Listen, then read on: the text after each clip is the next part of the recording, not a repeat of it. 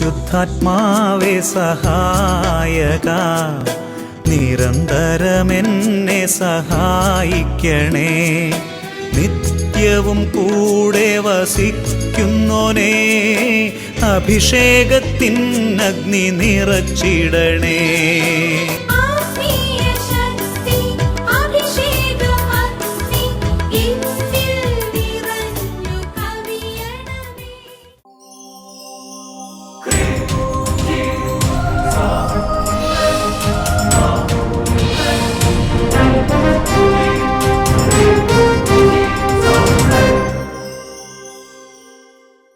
Praise the Lord. Praise the Lord. Hallelujah. Hallelujah. അഭിഷേകാഗ്നി വചന ശുശ്രൂഷകൾ സംബന്ധിക്കുവാൻ കർത്താവിനെ പ്രത്യേകം തിരഞ്ഞെടുക്കപ്പെട്ട നിങ്ങളെയും നിങ്ങളുടെ കുടുംബങ്ങളെയും പരിശുദ്ധ അമ്മയുടെ വിമല ഹൃദയത്തിനും ഈശോയുടെ തിരുഹൃദയത്തിനും പ്രതിഷ്ഠിക്കുന്നു.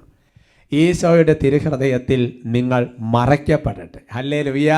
Hallelujah. Praise the Lord. Praise the Lord. ഈ നല്ല ദിവസം വിശുദ്ധ ക്രിസ്മസിൻ്റെ ഈശോയുടെ ജന്മത്തിരുന്നാളിൻ്റെ എല്ലാ മംഗളങ്ങളും പ്രാർത്ഥനകളും ആശംസകളും എല്ലാം ബഹുമാനപ്പെട്ട സേവർക്ക വട്ടാലച്ചൻ്റെ ആത്മീയ കൂട്ടായ്മയിൽ നിങ്ങൾക്ക് നേരുകയാണ്, ആശംസിക്കുകയാണ്, പ്രാർത്ഥിച്ചിട്ടുണ്ട്.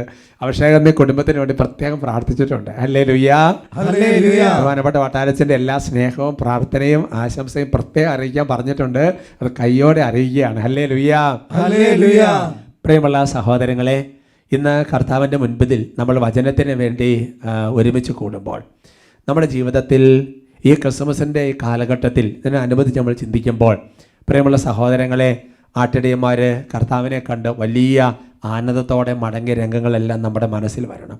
സ്വർഗത്തിൽ ദൂതന്മാർ വലിയ ആനന്ദ ഗീതങ്ങൾ ഉതിർത്ത ഓരോ രംഗങ്ങളും നമ്മുടെ ഭാവനയിൽ വരണം. ജീവിതത്തിൻ്റെ ഓരോ നാളുകളും എൻ്റെ സഹോദരങ്ങളെ, ഓരോ സംഭവങ്ങളിലും ഒരു ക്രിസ്മസ് ആഘോഷിക്കാൻ സാധിച്ച വലിയ അനുഗ്രഹമാണ്. ഓരോ സംഭവത്തിലും ഈശോ ജനിച്ചാൽ അവിടെ ക്രിസ്മസ് ആയി. ഹല്ലേലൂയ.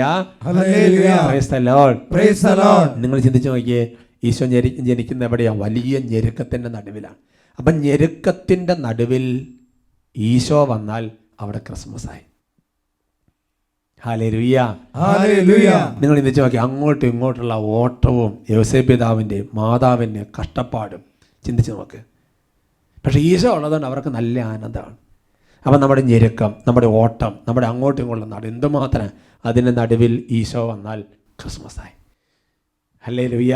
ഹല്ലേലൂയ. Praise the Lord. Praise the Lord. അങ്ങനത്തെ ഒരു ക്രമം നമുക്ക് ഈശോ തരുമെന്ന്. പ്രിയമുള്ള സഹോദരങ്ങളെ, നമുക്ക് അതിനുവേണ്ടി പ്രാർത്ഥിക്കാം. എഴുന്നേറ്റ് നിൽക്കാം അല്ലേ? കുട്ടികളൊക്കെ നല്ല സന്തോഷത്തോടെ എഴുന്നേറ്റ് നിൽക്കുന്നത് ഞാൻ കാണുകയാണ്. പ്രിയമുള്ള സഹോദരങ്ങളെ, നമ്മുടെ ജീവിതം എപ്പോഴും ഒരു ആനന്ദത്തിൻ്റെ ജീവിതം, ഒരു സന്തോഷത്തിൻ്റെ ജീവിതം, ഒരു കൃപയുടെ ജീവിതമാക്കി മാറ്റണമെന്ന് കർത്താവ് ആഗ്രഹിക്കുന്നുണ്ട്. നമ്മളങ്ങ് ആനന്ദിച്ചാൽ കർത്താവ് നമ്മുടെ കാര്യത്തിൽ എല്ലാത്തിലും ഇടപെടുമെന്ന് സങ്കീർത്തനം 37:4 നമ്മളെ പഠിപ്പിക്കുന്നുണ്ട്. ഹബക്കൂക്ക് 3:17 നമുക്കറിയാം അല്ലേ? അത്യവൃക്ഷം പൊക്കുന്നില്ലെങ്കിലും മുന്തിരിയ ഫലമില്ലെങ്കിലും ഒരു മരത്തിൽ കായ്കളില്ല, എന്തൊക്കെ സംഭവിച്ചാലും ശരി, ഞാൻ എൻ്റെ കർത്താവിൽ ആനന്ദിക്കും. ചിന്തിച്ച് നോക്ക്, അപ്പസ്തോല പ്രവർത്തനം 5:41 അപ്പസ്തോലന്മാർ അവരെക്കുറിച്ച് പറഞ്ഞിങ്ങനെയാണ്, അതായത് യേശുവിൻ്റെ നാമത്തിൻ്റെ പേരിൽ അപമാനം സഹിക്കാൻ ഒരു യോഗ്യത കിട്ടിയല്ലോ എന്ന് ഓർത്ത് അവർ ഇടി എല്ലാം മേടിച്ച് നല്ല സന്തോഷത്തോടെ ആനന്ദത്തോടെ അവർ സംഘത്തിൽ നിന്ന് പുറത്തു പോയി എന്നാണ് വചനം. അതുകൊണ്ട് എൻ്റെ സഹോദരങ്ങളെ, ജീവിതത്തിൽ അതുപോലെയുള്ള അവസരങ്ങളിൽ ആനന്ദിക്കാൻ പറ്റുന്നത് ഈശോ ഉള്ളത് കൊണ്ടാണ്. Praise the Lord. Praise the Lord. ഉണ്ണീശോയുടെ സാന്നിധ്യമാണ്. ഹല്ലേലൂയ. ഹല്ലേലൂയ. സന്തോഷത്തോടെ സ്തുതിക്കാം. ഹല്ലേലൂയ. ഹല്ലേലൂയ.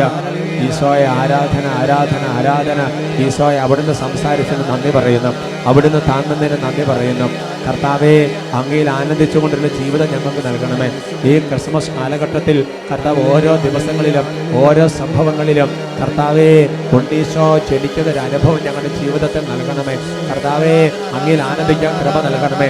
പരിശുദ്ധി അമ്മ കർത്താവിൽ ആനന്ദിച്ചതുപോലെ ആനന്ദിക്കാൻ കൃപ നൽകണമേ. ഞങ്ങളെ അഭിഷേകം ചെയ്യണമേ. ആനന്ദമുണ്ട്, എനിക്ക് ആത്മാവിനാനന്ദമുണ്ട്.